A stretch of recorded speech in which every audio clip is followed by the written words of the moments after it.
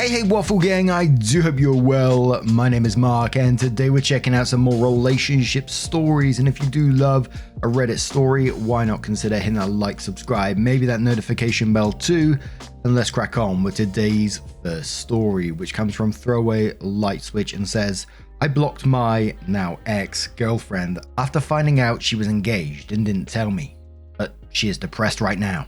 Just want to get this off my chest because this has been a whirlwind. My now ex-girlfriend, female 28, recently distanced herself from me, male 26, due to mental health issues. Of course, I was very concerned about this and tried to stay supportive without pressuring her through a tough time in her life. We slowly stopped talking.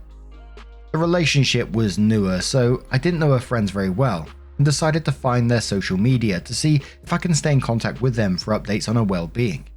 My ex-girlfriend had told me during our 6 months that she doesn't use social media. When I found her friends online, I also found out my ex does have social media and uses it regularly. To my surprise, I found out she has been engaged to someone since 2019. When checking public records, her fiance's primary address was listed the same as hers. I was shocked and asked her about these things, despite her mental state. She denied the relationship and said they broke it off in 2020, which I presented her with a photo of them in 2022. She told me she always lived alone and bought her place out of interest for seeing new areas, not living with a fiance. She said I was being crazy and said it's none of my business. She told me to leave her alone and I said gladly, to which she wildly kept on talking. I think she panicked and realized she was losing part of her support system. Part of me is shocked, happy and relieved to have found out the truth and get the fuck out of there before I get myself into a mess with this person. But part of me feels terrible for leaving her when she's struggling and most likely adding to it. I guess I will never know what the full truth is or if she was even struggling. Am I a terrible person for doing this? First little update says, did contact the fiance. We'll let you know what happens if he responds. Update 2, 24 hours later, fiance has not responded or hasn't seen the message on her social media yet. Ex-girlfriend deleted her social media account entirely with photos of them and info saying they were engaged. She has another social media account that is private and actively uses that. I don't have access to at this time. She's added 7 posts to it just this week. We'll update again if fiance responds. Not sure when that will be. And then we have a new post update in a moment. Absolutely distance yourself from this person. You've done the right thing by trying to let the fiance know what's going on. And she may be going through mental health issues, absolutely, but she's also lying to you, using you, cheating on her fiance, and it now sounds like she's panicking and by deleting all the social media and all this sort of stuff and telling you to leave her alone because she's worried you're going to blow up her life. But Chain Gun Samurai says in quotes, when she's struggling and most likely adding to it, then says, sounds like she's the one throwing herself in over her head and then expecting others to pull her out. She lied, she got caught. She isn't willing to face the consequences. Not the arsehole. OP responds saying, I feel shitty because I did genuinely want to help her during this time and be there for her. So that part kind of still stings and makes me feel guilty. I'm working on it. Dry Candle says, she gaslit and lied to you. That's messed up, dude. Isolate and work on yourself and your happiness. She dug her own hole by lying. Did you try and reach out to the fiance? To which OP says, I did not, but I want to so badly. I feel terrible for the guy and I feel like he should know, but I don't want to create more problems. Would never have started a relationship with her had I known. Not sure how to approach that or if I should. And we found out briefly in one of OP's updates that they actually did get in contact, but the fiance hasn't responded as yet. Whether he will in the update, we'll find out in a moment. Fluffy Vacation says, not the arsehole. Don't get roped into a shit show. In situations like this one of the rare opportunities that you get to absolutely drop any semblance of duty to care, because essentially you are a side piece. You are not the primary partner. You have to stop caring. And the only way to do that is to block her. It's not your responsibility to help her anymore. You'll put your mental health at risk if you do. And one more comment from Living Direct who says, bro, you shouldn't feel sorry for her. You should feel sorry for her fiance. I hate to break it to you, but there is like a 90 to 100% chance that you are actually the side dude she was cheating on him with. A lot of what she's saying doesn't add up, and it seems like she's lying to both of you. I feel guilty for having a full-on relationship with some dude's fiance and just sit back while they may or may not get married. No one wants to marry someone that secretly cheated on them for months/years. I tried to track him down on social media and let him know his girl's not faithful, so you might be able to save himself from getting locked down with someone like her. And, we know OP's already been in contact again. And there was many comments saying, you need to get in contact with a fiance to let him know that he's being cheated on as well. So OP did come in with an update and says, I have an update on the development of this situation. Thank you for all the comments and support. If you haven't seen the original post, please see it here, and then shares a link to it. I contacted her fiance, who filled me in on a lot of details. We decided to get on a phone call to sort things out. It turns out they were together while I was talking with her. They were even still together while I was visiting her place, and she would hide all of his belongings, i.e. clothes, PC, pictures of them on the wall. She would only let me come over when he was out of town for work or visiting his family. He said he never knew about me and she hid it very well. He also explained the following. They did end up breaking off the engagement, but he broke it off because he caught her cheating with not one, but 2 other guys during their 5-year relationship, one of which happened right before she started talking to me. She would send them messages, talk dirty, sext, etc. She did the same thing with me. I also found out the way that I had met her and the things she said to me are the exact same things she told her fiance before they moved in together and got engaged. This girl told me that she wanted to get married and move in with me just the same way. In addition to this, apparently the fiance met her while she had lived in another state and was in a relationship with someone in the army. She left her army boyfriend, who she met online, just like her fiance and me, to be with this guy and move in with him. The fiance said he is not mad at me for any of this and was very chill and understanding. We both agreed that she is crazy as fuck. So it turns out she does this consistently and has made a pattern of it, almost as if she knows what she is going to do before it even happens. She knows all of the right things to say to get the guy emotionally attached to her, and then she does whatever she wants once she knows she has them wrapped around her finger. I guess once she gets bored with them or starts feeling guilty, she cuts it off and starts all over again with a new person and continues building on the lies of her past. Thank God I dodged this ticking time bomb. Holy. I thought shit like this only happened in movies. This is seriously one messed up individual. I do not feel bad about blocking her at all anymore. I always try to think like what's going through people's minds in these stories, and I'm glad OP, fiance, got themselves out of that situation, but like OP said, she's just going to continue and do the same shit over and over, so you sort of worry about the next person that's going to get caught. But from her point of view, how do you live your life like that? Balancing multiple relationships. Like I always say, I know it's not the point of these stories, but like everyday life is difficult enough, but then to be balancing and all this mental gymnastics about hiding one partner's stuff from when they're out of town and then dealing with another relationship, it just sounds bloody exhausting. Like I said, I know it's not the point, but to be living your life like that, holy shit. Whew. What do you guys make of this situation? Let me know your thoughts down in the comments below, and let's move on to another story. And our next story does have an update as well. It's from the TrueOffMyChest subreddit from ThrowRALightSwitch, who says, I found out the reason why my stepdad always seems sad and distant. And I just want to give you a warning before we do get into this story. When we get to the update, there is going to be some talk of assault, abuse, sexual assault of a minor, and outing someone at the same time as well. So as always, if you do want to skip the story, please feel free to do so. Timestamps are always down in the description and along the timeline below. Thank you very much. Note, my dad is bisexual and my stepdad is gay. I, 14 female, found out my dad's 38 male affair baby when my mum, 38 female, started seeing my dad. She didn't know that he was in a relationship. When she found out, she broke it off, but then she ended up getting pregnant with me. She kept me and has been a great mum ever since. My dad has been a good dad too. I stay at his house every other week and sometimes get to spend the holidays with them. Every time I visit my dad's house, I notice my stepdad, 36 male, always seems very sad and tries to keep his distance. I want to make it clear, my stepdad has never been rude or disrespectful towards me. Whenever my dad is at work, he always takes care of me and makes sure I'm okay. I always see him put on a smile whenever I'm around, but puts it away whenever he thinks I'm not looking, like he doesn't want me to see. My dad always tries to be affectionate towards my stepdad, trying to give him a kiss or a hug, but he always tries to reject as politely as possible, or acts like he needs to go do something. When my dad gets home from work, he just makes me and our dad dinner, and then locks himself in the bedroom for the rest of the night. It's always been like this.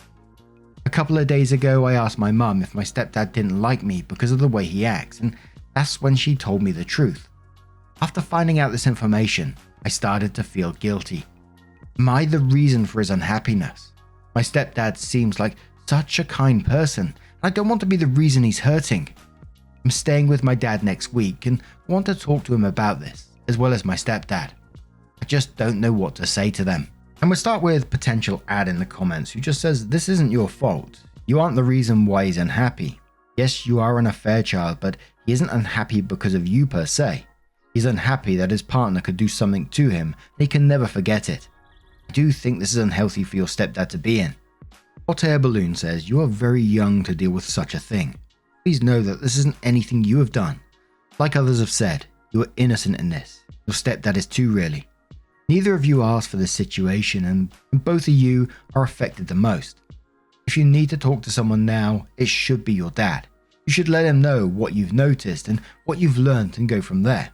But imagine this is not a new conversation between him and your stepdad, but now you're aware of the situation has changed. You are not responsible for how others feel. Try not to carry this burden alone. Special Lychee says it's not your fault. When you don't know what to say, just be honest. Mum just told me what happened when she had me. I'm sorry about making you feel bad. I know it's not my fault, but it's not yours either. I just want you to know that. I love, respect, like, whatever fits your relationship, you. You're such a kind person, and I really look up to you. Sometimes knowing you don't have to put on a happy face is enough to get a real connection. And one more comment from Lemmy and the Lost who says, I'm so sorry you're dealing with this. I agree with others that talking to your stepdad about this is a good idea. Maybe if you could privately tell stepdad how much you love and appreciate him and that you know the truth, it might mean so much to him. I say this as a mother of two. My kids are very young still and I act nice with their dad, my ex-husband. They see him as perfect and I will never talk poorly about him in front of them. But someday I dream I'll be able to tell them exactly what he did that ended our marriage, in a way where they can understand that it's possible for people to be extremely flawed but still worthy of love. I never want them to hate their father, but I want my experience to be known. I can imagine that stepdad has spent many years watching you grow up, wishing for the day when you could empathize with his situation and understand what he's gone through to be a good parental figure to you on his husband's weekends with you. I genuinely think that letting him know that you know could be incredibly cathartic for him. He sounds like a good guy, and I hope he's happy in his marriage to your dad, despite all this. I hope your dad has done his damn best to make up for it.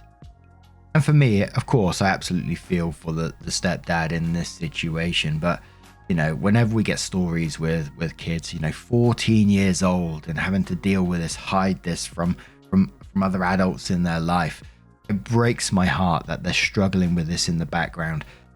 When I was younger and that age and I hid things from family members, parents, like you guys probably know yourselves, how much it hurts to be doing that kind of thing. So it always breaks my heart when you see like 14-year-olds explaining themselves and the maturity levels that they've shown in this one post as well. I'm truly hoping for some kind of positive update here, but OP does update the post and says, first off, I want to thank everyone for the advice. I know this update is late, but I've just been busy. I spoke with my dad after I made the post. He came to pick me up to spend the weekend with him. I asked him if we get ice cream and talk, just the two of us. I told him that I knew I was an affair baby. He looked surprised and guilty. He just had no words. Then I just told him to tell me the truth, to start by how the affair started. He started off by apologizing to me. Then I told him to tell me how him and my mum met. After college, my stepdad was always busy with work.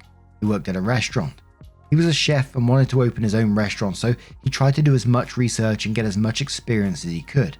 He also started taking antidepressants, so he wasn't willing to be intimate as much, as my dad put it. My dad started feeling upset and neglected. Him and my mum met at the gym when my dad would go after work. They only talked and worked out together at first, then they started hanging out after the gym. Then things escalated after that. When my mum found out he was in a relationship, she cut it off. Then she got pregnant. I was honestly getting a bit upset hearing all this. I see Reddit stories about cheating all the time and it just makes me upset.